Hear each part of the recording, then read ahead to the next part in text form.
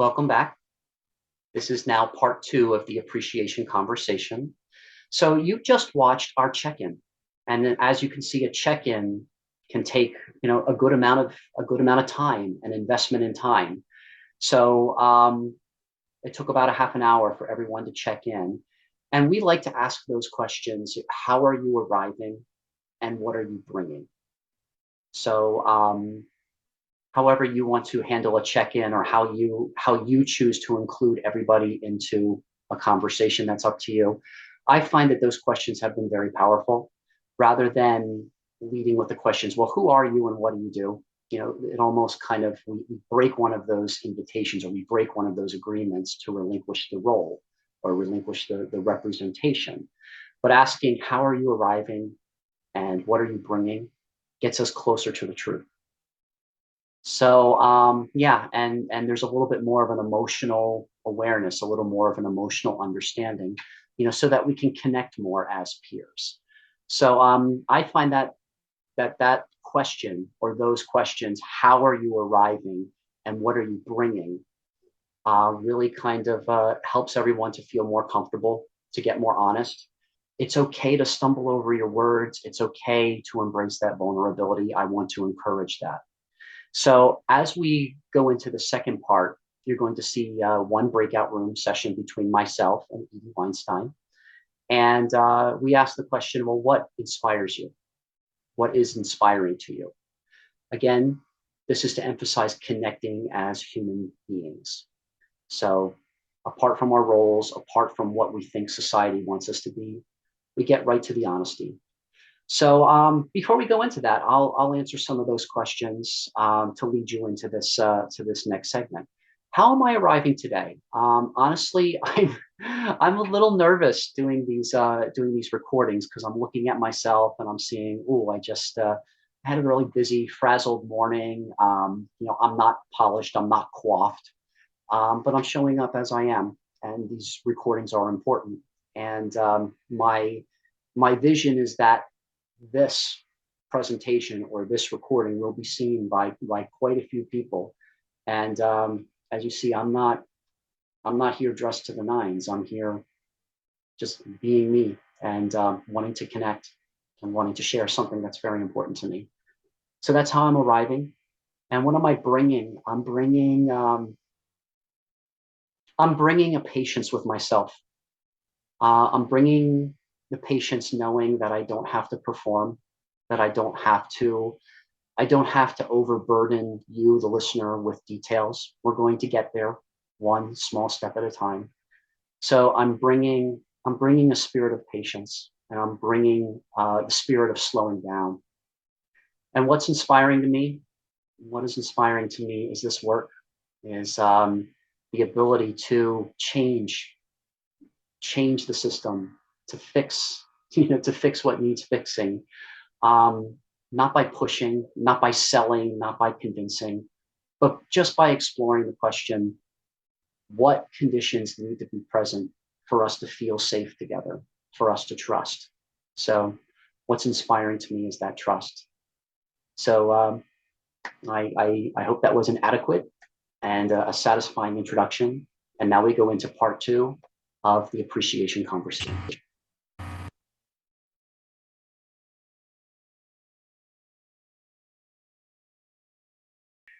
So this is the appreciation conversation. And I'm going to put you all into breakout groups to talk one-on-one with somebody in here. And we're going to practice, just more reflecting, more mirroring. And again, I'd like to call attention to the clarifying questions. I love that question that we started generating here, and I think it started with you, Edie. Is, did I reflect that accurately, or did I mirror that? Did I reflect that accurately? Great clarifying questions. So I'm going to assign everybody a breakout group. And I think I'm gonna try to assign everyone. I think we're gonna put you in there for maybe about 10 minutes, because I think this is a group that likes to express itself. That likes to really think the thought, think the second thought, and really really expand. So yes, Gary. So I have a clarifying question. Yeah, sure. For the breakout rooms, just make sure I got the instructions correctly. Mm-hmm. Are we asking each of us to go through all 6 of these in the 10 minutes? No. Actually, I was going to have one of you ask the question, what has been most inspiring for you lately? Okay, so that's going to be the opening question. What has been the most inspiring thing for you lately? So I'm going to give you time to, for everyone to answer that question. I want to give time for your partner to mirror back what they heard and ask clarifying questions. And then I would like the partner to answer the same question. What has been most inspiring for you recently? And then have you have a chance to mirror back as well too. So that will be the assignment, for these breakout rooms. And this is the first time I've done breakout rooms on my system here. So I'm going to see how it goes. What's always most inspiring is the resilience of people who've been through trauma and challenges. I mean, Janet blows me away. I've known her since the late 70s, early 80s. Mm-hmm. And the fact that she keeps bouncing back. And Phil, who's been, I don't know whether you're aware of our relationship, but Phil was my son Adam's unofficial big brother when he was a teenager, and then became like a father to him. Mm-hmm. So there's a big hole, a big gap in our lives without Phil. So he inspires me, knowing his history and what created the amazing person that he is. My clients inspire me because, excuse me, some of them are struggling, but they're still getting out of bed in the morning. Some of them have experienced horrific trauma that I can't even conceive of, and they're still going into the world, and seeing them overcome or move through some of the pain and come out a little bit on the other side, scorched, but they're out a little bit. That inspires me. Seeing random acts of kindness, that inspires me. There are creative prompts for living everywhere. As a writer, everything, the world inspires me. My grandson, who's now 2, who's named in part for Phil, is Dean Michael, was my husband's name, Dean Michael Philip Moser. Wow. He inspires me when I see how, he drinks in the world and he doesn't have a worry in the world. He knows that he's loved. He knows that his needs are going to be met. And so he inspires me to be playful and silly and, a little less cautious. And he falls down and he bumps his head or he bumps his knee and he just he cries, and then he gets back up and he plays. So those are the people that inspire me. With what's going on in Ukraine, there are Russian soldiers who are refusing to fight. There are people in the streets of Russia knowing that they could get arrested at any minute out there protesting. They inspire me. People that make a positive difference in the world, the peacemakers, they inspire me. So sometimes I even inspire myself occasionally. So that's pretty much. Well, I'm going to start with a clarifying question. How do you inspire yourself, Edie? Well, what I do, the ways that I do it are through speaking and writing. But when I look at my own life, now I'm not a trauma survivor in the classical sense, although I've had lots of loss. I lost my grandmother when I was 4, and she was like a third parent. I had health problems growing up, but I feel like in many ways I've overcome them. In 1992 was when Michael was diagnosed with hepatitis C. We lost our home to Hurricane Andrew in Florida. Both of my parents are gone. Michael died in 98. I had a heart attack in 2015. I now have COPD. So I've got health issues, but I believe in resilience. I don't believe in giving up. So that inspires me too. But the reason I brought that up was that there are people that are struggling far more than I am, but I need to be able to say your stuff matters too. The things that you've been through matter too. One thing that I do occasionally is that I Google my name, and articles will come up from 10 years ago that I forgot that I wrote. And I said, damn, this is good. Where'd this come from? So that's how I inspire myself. And I have to. I mean, part of it is utilitarian. I come up with ideas to inspire me so I can teach it to my clients, because I tell them everything I'm telling you, I do. All the techniques that I'm recommending, they work. Okay. So that's how I inspire myself. Wow. There is, I am very impressed and appreciative of just all this energy that surrounds you. There's just a great, you do so much. You Thank you. so much. And what comes up for me and what I'm appreciative of is the magnitude of what you've taken on. What really came up for me loud and clear in the beginning of your sharing was your ability to stand in the middle of some severe trauma with your clients. The statement where angels fear to tread comes to mind. So I'm very, very appreciative of that.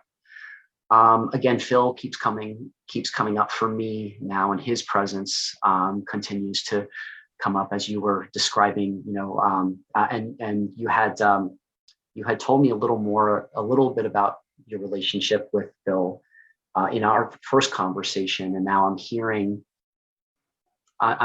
more of the sincerity of that relationship.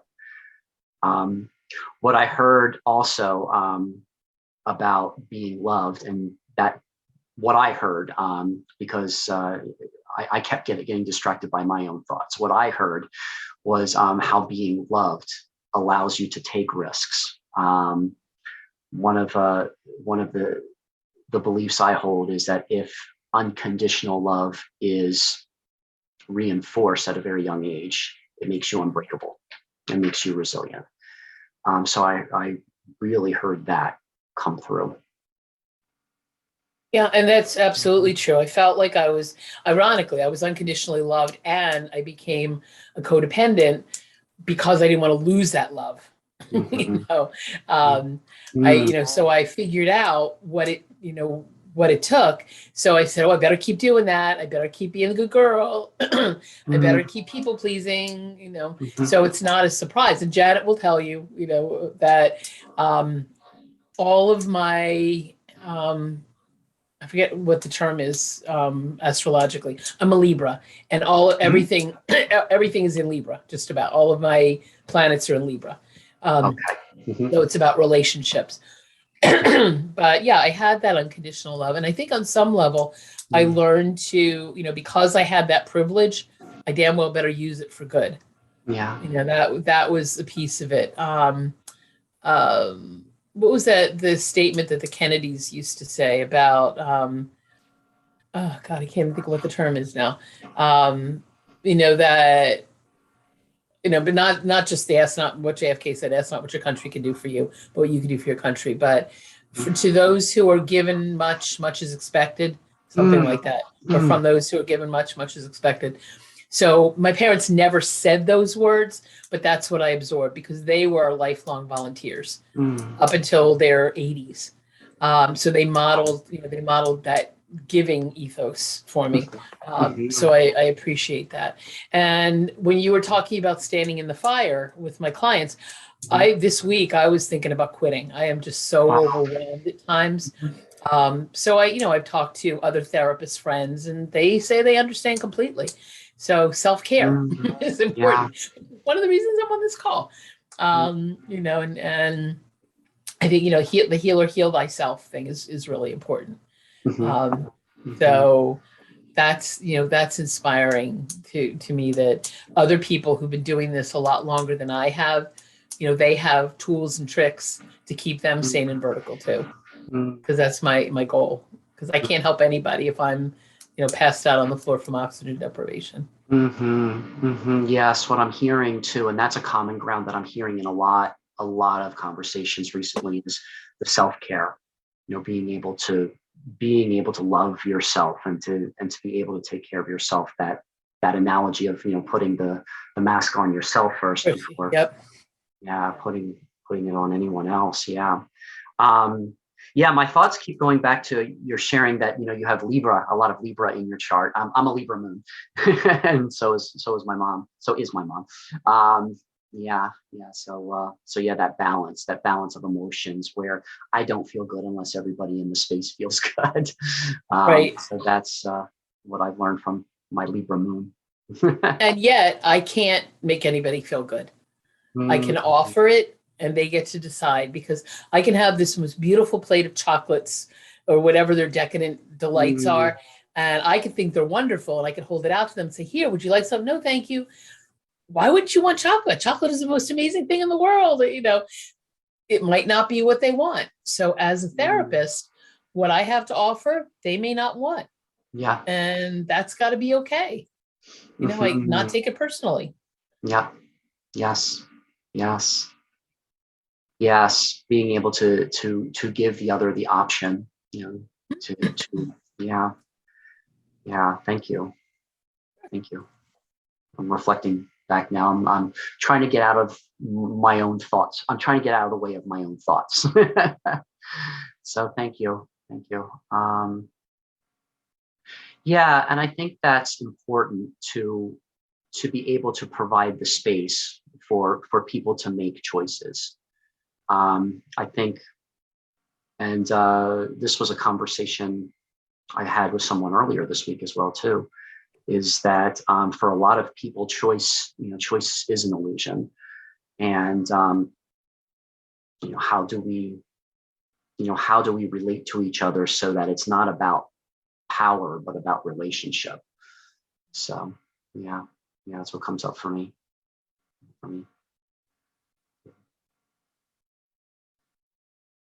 So what's been the most? Oh, go ahead. I'm sorry. Go ahead. No, I was going to ask you the question. What has been most inspiring for me recently? What's been inspiring for me is that conversations like these are starting to happen. That people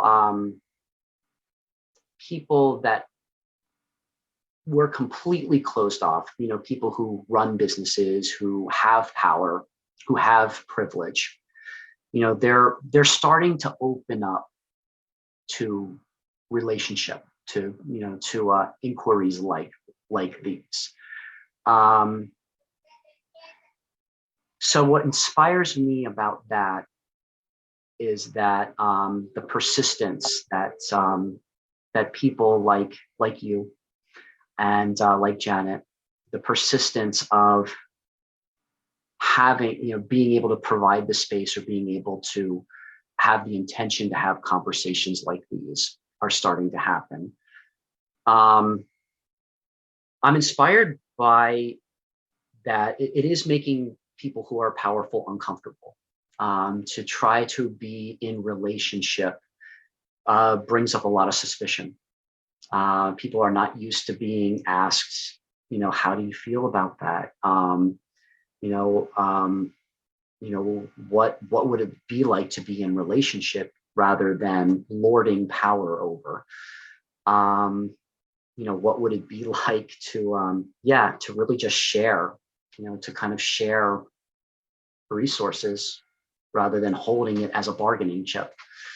So I'm inspired that those conversations are starting to happen. There are people in my world who are kind of flirting with that idea of what it means to be in relationship. I had participated in conversations like these with people in the financial world. There were tense moments. There were some intense moments about that, where it started getting into ideology, where the do-gooders were starting to preach about what the wealthy or what the super fiduciaries should be doing with their money. And that caused a little bit of friction. And they're like, I didn't come here for this. So we started getting back to, okay, what are you feeling here? What are the values? So let's look at the values, and then let's look at what are the potential pathways there.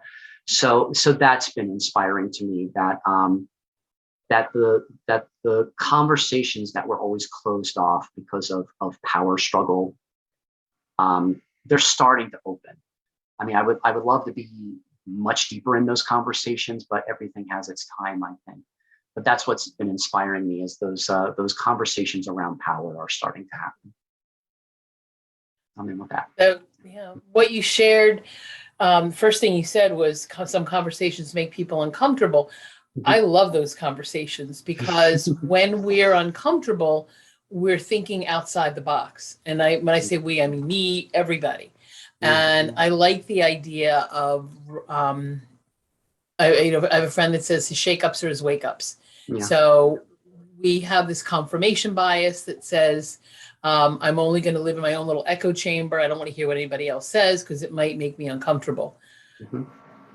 How do we explore unless we're uncomfortable, where, if we're content to be sitting right here all the time, not moving, we don't get to go anywhere. So right. What you were sharing was an opportunity and an invitation to go outside, to stretch your comfort zones.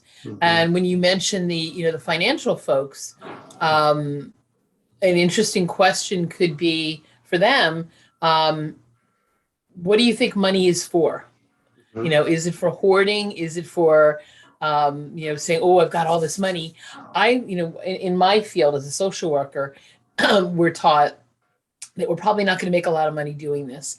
And I don't know if you've seen the memes that say social work, in it for the outcome, not the income. Have you ever seen that? No, I haven't seen that one.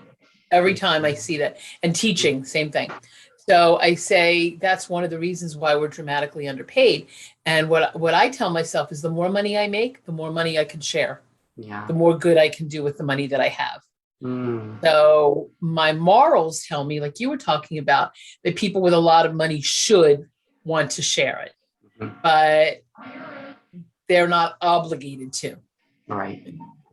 So just like in that realm, when we're talking about sharing feelings, sharing intimacy, letting people in, I'm thinking they should want to, but they're not gonna always, and they're not obligated to. Yeah.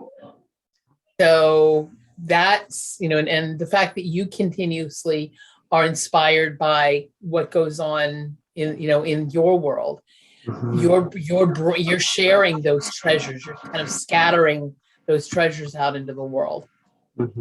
So that's a strength that you have. Yeah.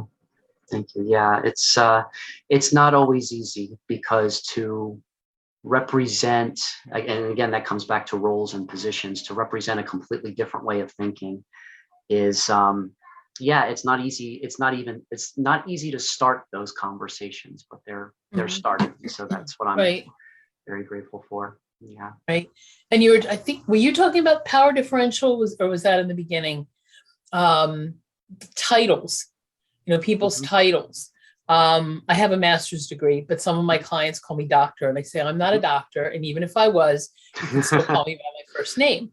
And whenever I go to a medical appointment with a doctor that I don't know, for the first time, because I was recently diagnosed with COPD. So I met a new treatment team, and I say, hi, I'm Edie. And what's your name? They'll say Dr. So-and-so. I said, and I look at their badge and I say, oh, and I use their first name. And they don't seem to be put off or taken aback by it.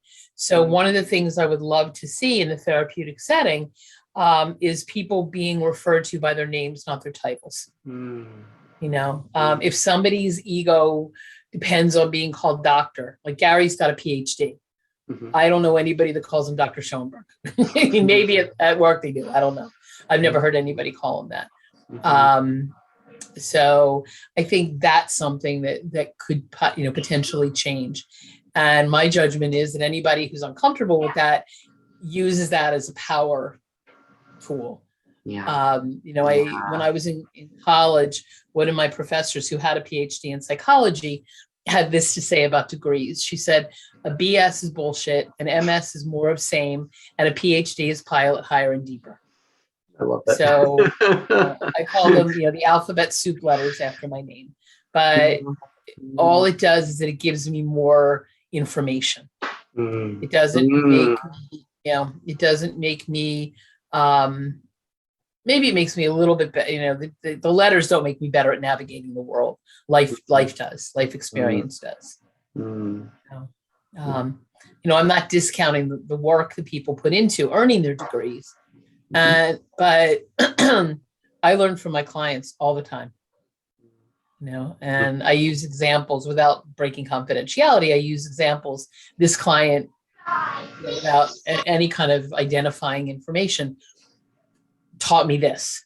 Here's what I learned. One of the things that happened when I worked at Horsham is this young woman came in saying she was diagnosed with psychosis, saying she was an angel who came there because her dead. Did I tell you the story when we spoke? No. Because her dead father told her she should come to the hospital so she could help people. And I said, okay, plausible. And I said, tell me about being an angel. Does that mean you can jump off a building and fly and you won't get hurt? No. And I said, okay, good. And I said, do you think it's possible to help people and be human? And she said, yes. And I said, and what if your father told you to come to the hospital so you could get some help yourself? Would that be okay? She said, yes. So I wasn't telling her, oh, you're making this all up. It's delusional. It's ideas of reference. It's all the psychological BS. And by the time she left, she'd stopped taking her medications and they did put her back on medications. And by the time she left, she didn't think she was an angel anymore, which was kind of sad, but she was able to go back to her life and I'm hoping help people. And this was probably 20 years ago or so that this happened. Wow. What I'm hearing is that you were able to get through because of the relationship and being able to step into her world, rather than force, the accepted version of the world on her. So that's very, oh man, my appreciation for that even. Thank you. Pleasure. All right. Welcome back, everyone. Did everyone have a chance to share, and did everyone have a chance to reflect? Yeah. Excellent. Great. So I'd like to ask everyone to share with the big group here. Oh, there goes my look at that. I just made the universe appear. I'm going to ask everybody now to share what the experience was like for you mirroring back to your partner. What was the experience like doing the mirroring? Whoever would like to start us off, the floor is yours. I know for me, I really enjoyed it. We had a great conversation back and forth. So we had a lot of practice with mirroring while we're in our conversation. And I felt that she really got me. I spend a lot of time doing this this mirroring back and forth with other people, but I don't often get that that same feedback back to myself. So the validation was nice, and she immediately heard me like right away. She understood exactly where I was coming from. It felt very nice. I felt very validated. Thank you, Mark. I'm going to ask a clarifying question. In what ways did you feel validated? And in what ways do you appreciate yourself having been mirrored back by Nefertiti? I think she did a very good job of reading between the lines. So she didn't just reflect back what I said, but she was able to pick up the feelings I was having about that without actually saying them. So I felt that she was being very observant in the statement that I made, and was able to say it back without repeating it, without saying just exactly what I had said back. She understood the feeling behind it. She understood the context of it. She really listened to me. I felt very listened to.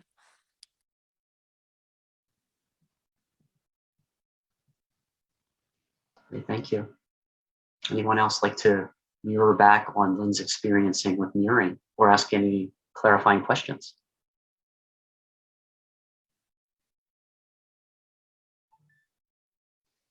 I am finding this mirroring thing frightening because I have never considered myself a great listener.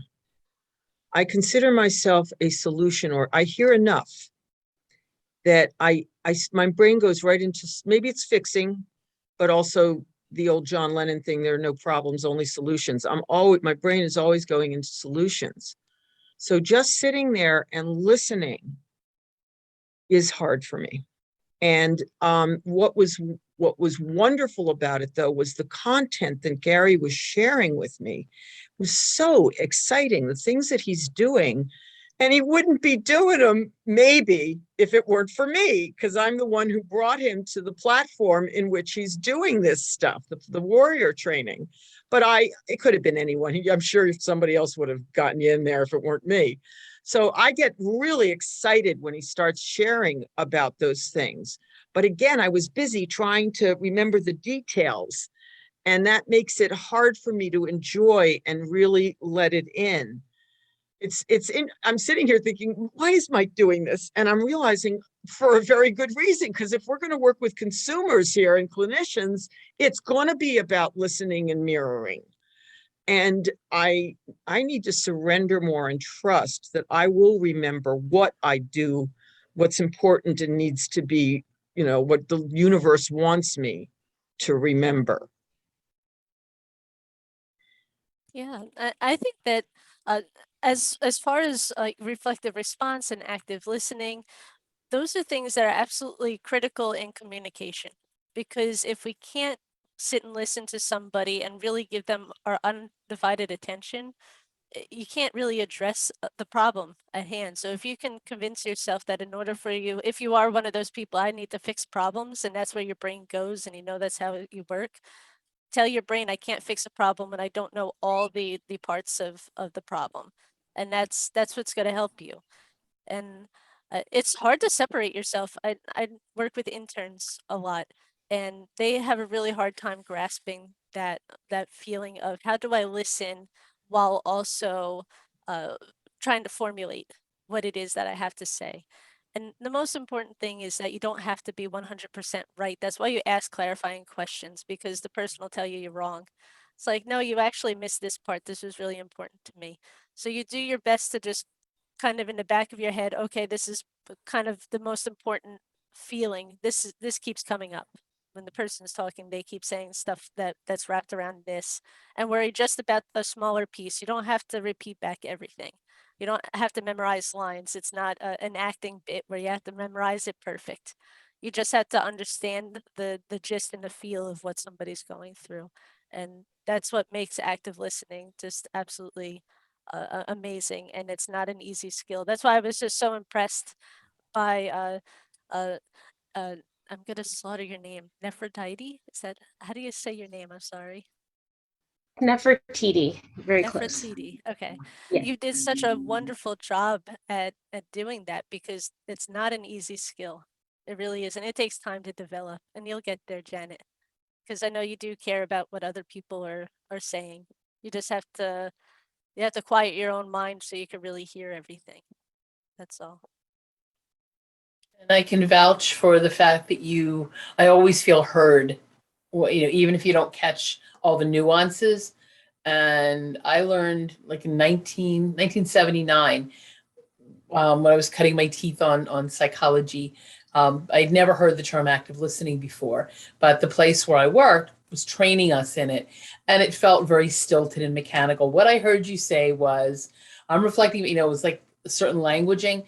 And now, all these years later, what I realize is that when you listen with the ears of the heart, you're going to catch what you need to catch, right? And a lot of listening is intuitive listening, not just mirroring and reflecting.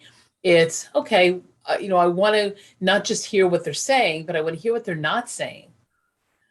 And asking, I spend more time in my sessions with clients asking questions, not like it's an interrogation, but saying, I wonder about that. You said this. What does that mean to you? or how does that relate to your life? Because when I hear it, after they answer, I said, when I hear it, this is what it sounds like to me.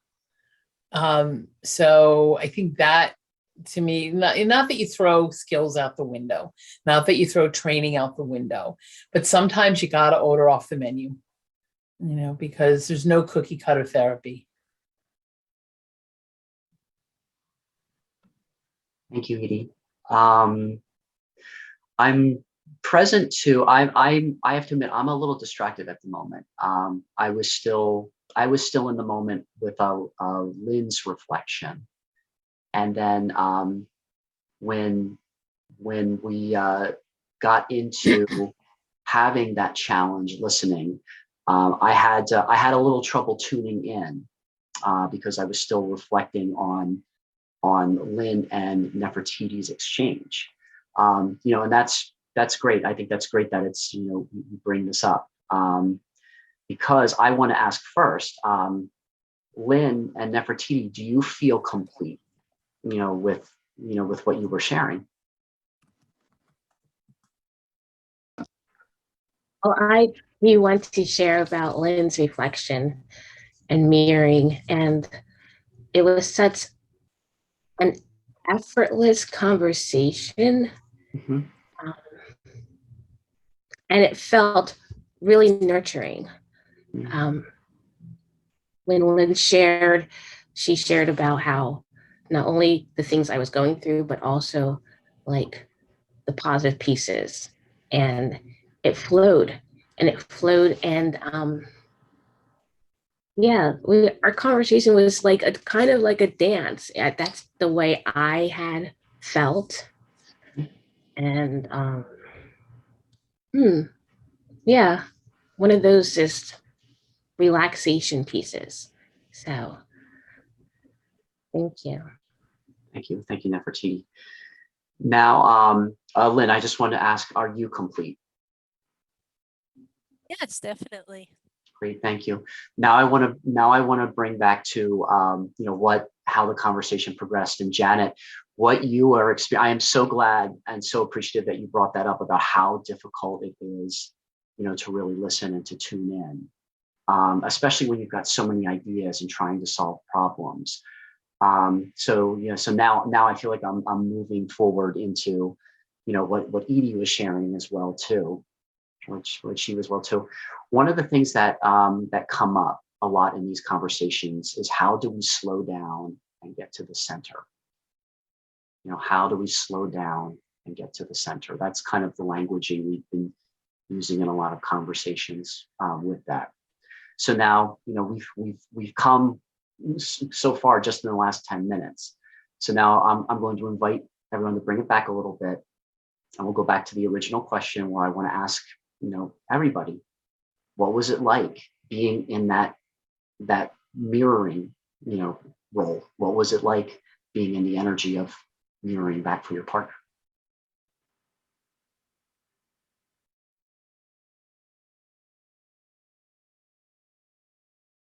Felt like it was a a dance. Like, have you ever done Tai Chi where you do push hands? So it was kind of like that, where it felt effortless and one idea kind of merged and flowed into the other. Yeah. Thank you. I can share. For me, it was just being present and just receiving. I wanted to just be still and present and hear Janet, and hopefully, Janet, you felt heard by me. And there was a part of me trying to keep track of all the information. So there's almost had to use two parts of my brain. One part of me is hearing and listening and taking notes so I don't forget mentally, like a checklist. And then there's another part of me that's listening at the same time. So I kind of felt like I had to do two things, almost like multitask. But I didn't want to get into my head too much either. I wanted to really be open in my heart and listen and receive Janet fully. So, when I responded back, I hopefully was able to acknowledge all of your thoughts, all of what you shared, Janet, and all of your feelings because you shared a lot of feelings. Not only did you share things that you're inspired about, but you experienced some emotions around that, and I hopefully was able to reflect that back. And that was my want to make sure that Janet felt heard. That was my goal, was really about focusing on Janet, not about me, but about her. Mm.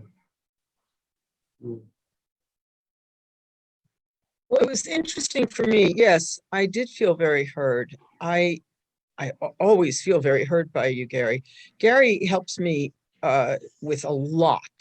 He has spent hours and hours of his life helping me. It was something my husband asked him to do on his deathbed. And Gary has gone way above the call of duty, I think. So, but we work often in this more technical way, where he's helping me maneuver through these technical things in life. So this was different. This was a very different experience for me to sit with you, Gary, like this. And yet I didn't doubt for a minute you weren't hearing me, because you always do. You catch everything that I can throw information in 1 second and I'm crying the next, and he's catching it all. And also Gary and I lead this workshop together called Emotions in Motion monthly. So I'm used to listen. I see how well he hears people. So it was, and he's done work with me on my personal stuff, and you always get it. You always really hear me. So but somehow doing it this way today was a little different for me. And I was pretty amazed. He was throwing in things that I was like, wow, he remembered that. Wow, he heard that. You really do pick up a lot of things that I had already just forgot, had flown out of my head by the time I was done talking. So it was neat. It was like, wow, yes, I was very heard. But I'm just very used to being heard by you, Gary, always feeling that way. But it was a little different today in this capacity. So it was neat.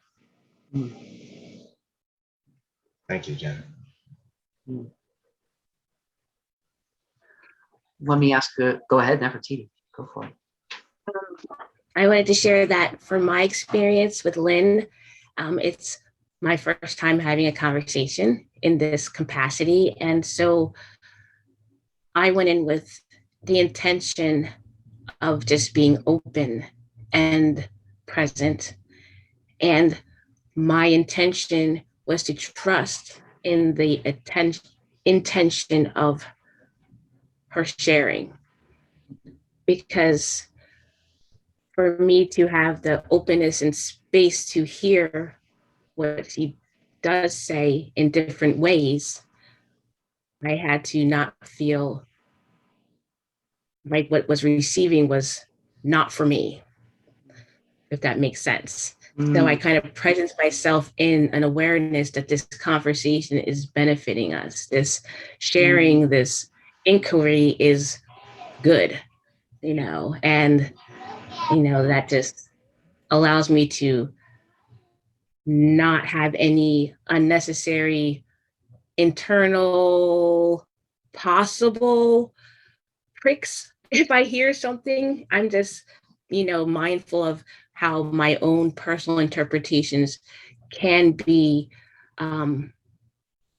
given space to sit on the side and also witness what's being said. So it's like just intention for myself, and acknowledging the intention of those Lynn who I've spoke with. Her intentions are good. So thank you. Yeah, I think that's really important. If you go in with a certain feeling that that person's going to be negative, or if you think that person's going to be a certain way, it's really hard to perceive whatever they say in a more open kind of way. That's one of the reasons why I really appreciated some of the intentions that Mike put out there in the beginning, to try to suspend some of those internal biases so that you can really hear what the other people were saying. So I definitely feel like we had that good open conversation without that bias as well.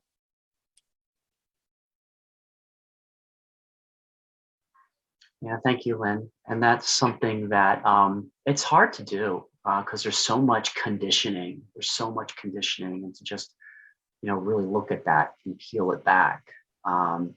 Suspending judgment is really hard, really difficult to do. And when I was speaking with Edie in our conversation, what came up for me was speaking with leaders or with founders or with people with power. They get very suspicious when you try to relate to them, when you try to invite them into a relationship. And I wonder if there's a little bit of that going on, in the professional world, in the clinical world. So that came up for me. The reflecting experience for me, I felt a lot of energy coming from Edie. So she's got so much to give, and I found myself, because I live a lot of my time in my head as well too. I was I kept wanting to jump to everything that she was giving and find what's the possibility here, or what's the possibility here, that it was a challenge for me to just sit back and just take everything in. And I was just very appreciative of the abundance of experience that Edie has to offer. But what really rang true to me was having the relationship with self. How to practice self-love. So that's something that I've been inspired by with my conversation with Edie, and kind of coming back to the center, and what is the common ground, between all of these things that she's involved with, that she offers to the world.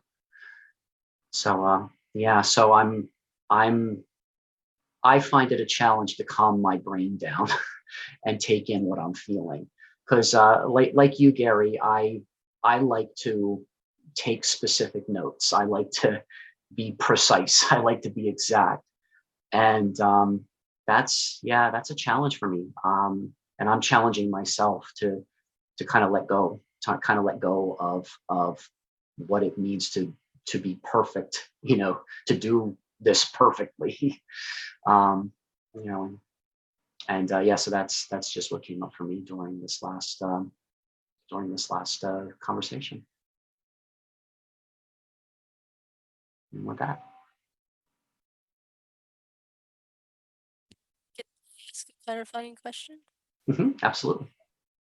As far as talking to leaders and their response, I find that sometimes maybe it comes from a point of insecurity on the leader's part. That if you question any sort of belief or the way in which they've done things always, that it kind of shakes up their foundation. Do you find any merit in that? Mm, that's a good question, because then it leads to judgment. you know, for me, it's kind of like, and I've experienced that a lot in the last couple of months. And my first inclination was, it's insecurity, and they're finding excuses not to engage. And then that kind of leads to, a judgment, and it leads out of inquiry, out of asking, out of, finding what that is. Because I find that when I entertain that, and go down that path of looking for their insecurity, I feel really insecure myself. I feel very insecure. I had an incident just last week, where I asked clarifying questions about about how a leader felt validated. And just by my asking questions, this leader said, "You know what? You're in the wrong place. You have to go do some more healing." And I'm like, wow. And so at first my inclination was, okay, this leader is feeling very insecure, but I let her influence in, I'm like, well, maybe I do need to do more healing. And I think, well, wait a minute, don't we all have to do more healing? Would we even be here if we were completely healed? I don't know. But yeah, I think there's a lot of merit in it, Lynn. Definitely, there's a lot of merit in it. But I find, yeah, I find that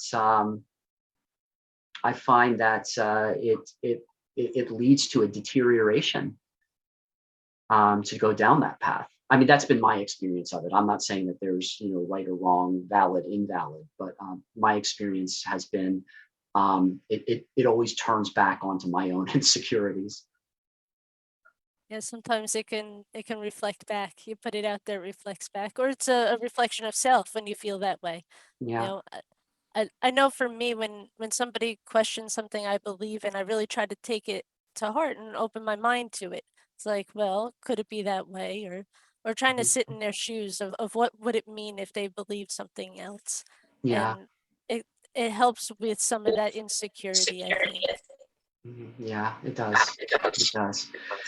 And what has really been my choice is understanding, okay, if I go down this path, am I submitting to authority or am I entering into a relationship? So that's what I've been very sensitive to lately, is that, I'm not really interested in authority anymore. I'm not really interested in hierarchy. I'm interested in relationship. And if I feel that that's where somebody might want to go with me, then yeah, then I continue to engage. And that might be more intuitive. Yes, Gary. I just want to make a comment about judgments. Mhm. I hear you. One of the invitations that you put out is to suspend judgments. I think that my belief is, or my experience is, that we all have judgments in some way, shape, or form. Mhm. That's just part of being. We all bring our biases, we all bring our experiences, we all bring our histories, whatever they are. And I think it's for me, it's what I find. What rings true for me is to be aware of my judgments and to own them as my judgments Mhm. and not as truth. Judgments are very different from facts and from factual reality. It's about me. And I might think the judgment is about someone else, but I have to, I find that when I own that and say, this is my judgment, this may or may not be true about this person. And that's where my work is. And I think when I can look at that, I can go deeper into, like you talked about, the relationship, Mhm. how judgments can be challenging and and tricky. Yeah. Yeah. Question is, does identifying or being aware of the judgment help in the process of possibly suspending them? That might be a question. Yes. I found that to be true. I Mhm. signed up to be for this. Have you ever heard of StoryCorps on NPR, WHYY? They're interviews where two people talk to each other. Well, they have a subset of that called One Small Step. I don't know if you've heard of that, where they match people up of different ideologies, different political, socio-political ideologies. Mhm. So I took a deep breath and I signed up for it.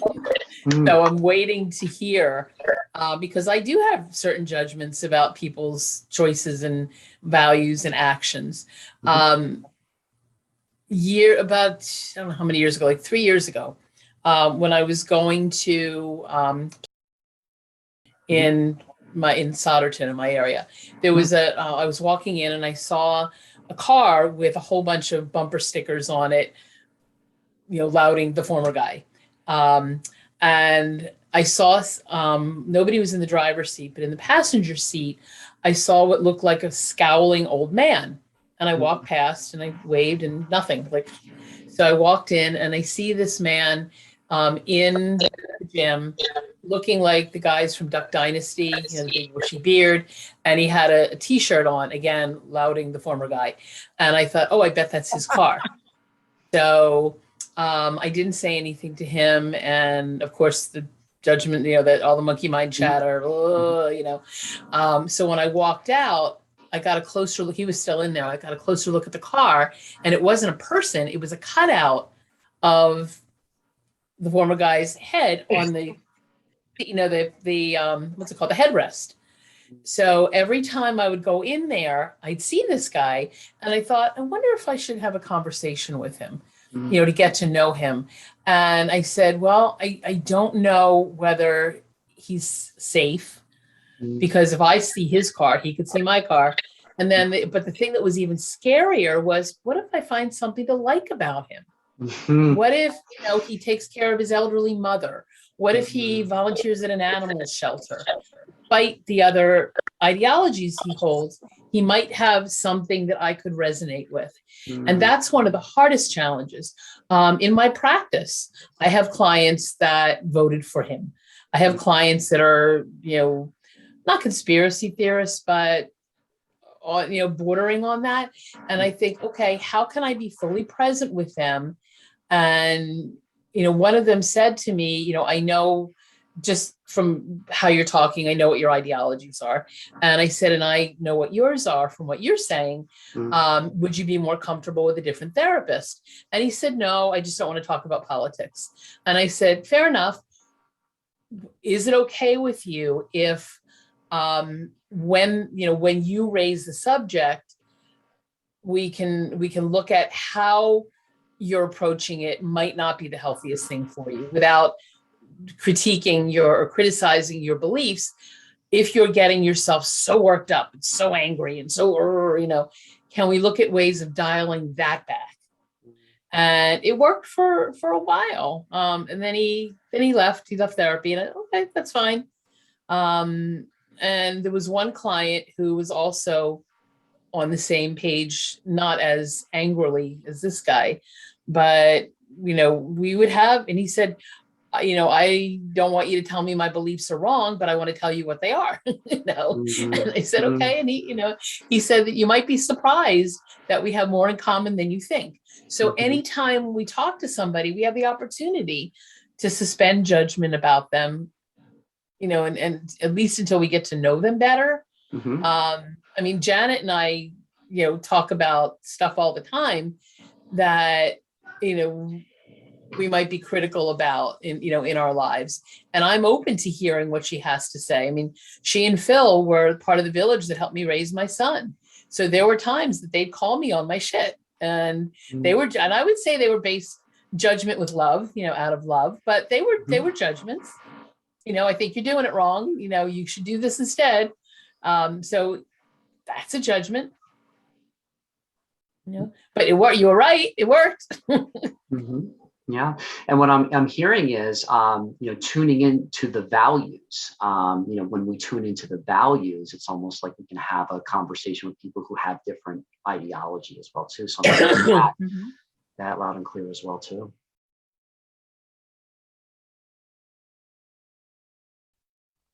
Good morning. Today is August 1st, 2022. And today I'm checking in, kind of feeling a little bit overwhelmed. There's a lot of commitments and obligations I have to do today.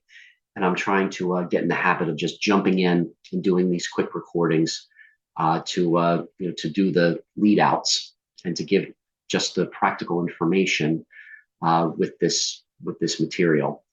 So I'm checking in. How I'm arriving is feeling a little bit overwhelmed. I feel like I have a lot to do and not enough time to do it, which is actually perfect, because we're going to be talking about what a time bank is today. So what I'm bringing is the technology, showing you the technology on how to get started, making all your time count, all the time that you spend listening to these recordings, all the time you spend talking to others, serving others, basically anything that you're not being paid to do, where you are providing value. This is an introduction to the technology that's going to help you make that time count. So what is a time bank? A time bank is, in my opinion, is an organization where you can give and receive hours of service where money is not exchanged. So what this does is it allows you to bank any service hours that you earn so that you can receive services, from someone else. Like for instance, you are watching, the intention is for you to watch and audit 20 to 25 hours of this material.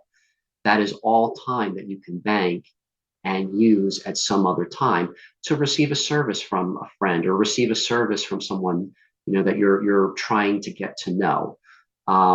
So there's coaches, there are teachers, there are all kinds of service providers that you can receive services from because you are earning hours just by watching this content. And on the next recording, I'll show you how to do that. But first, I'd like to show you how to get into the system. So it's going to take me a moment to share my screen. And when I do, I'm going to have you go to Karmic margin call.com. And this is going to take you to my personal blog, which is roguecounselor.com. But it's going to take you to this page.